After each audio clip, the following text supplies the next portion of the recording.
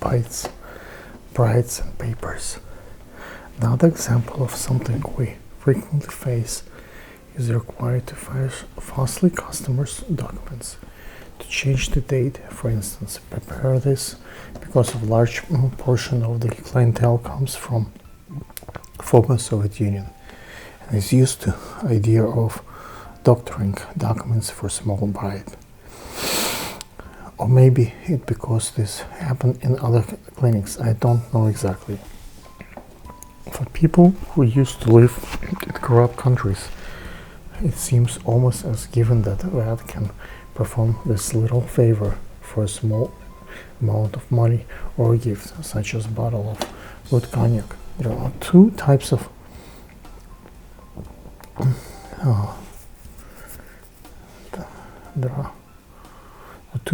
fraud people ask us to commit. The first is the case of the dog or cat can bite somebody and the owner not having proof of rabies vaccination. Vaccination against rabies is must for all four-legged vaccination against rabies is a must for all four-legged residents of the city. During every vet visit, doctor must check the pet's records for this, ensure chances that getting rabies is really very small, mostly because so many people follow this rule. Most people follow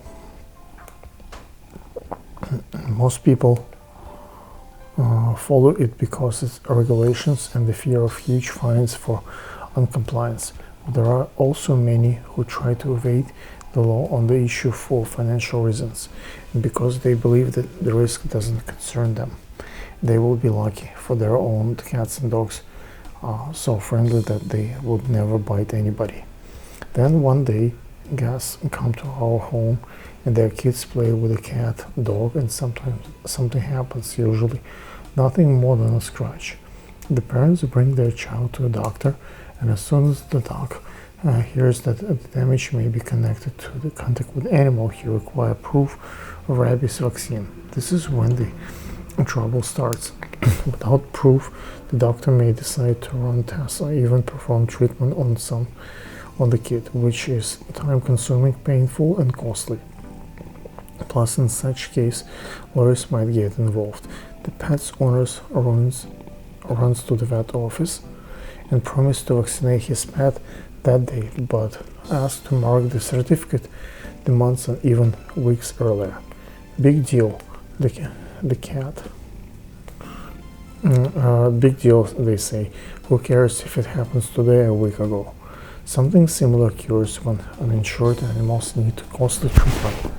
The owners wants to save the pet and to save some money, so they think if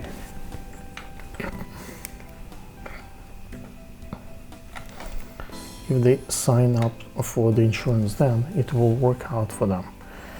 Vet insurance companies are not stupid, and they know these tricks pretty well.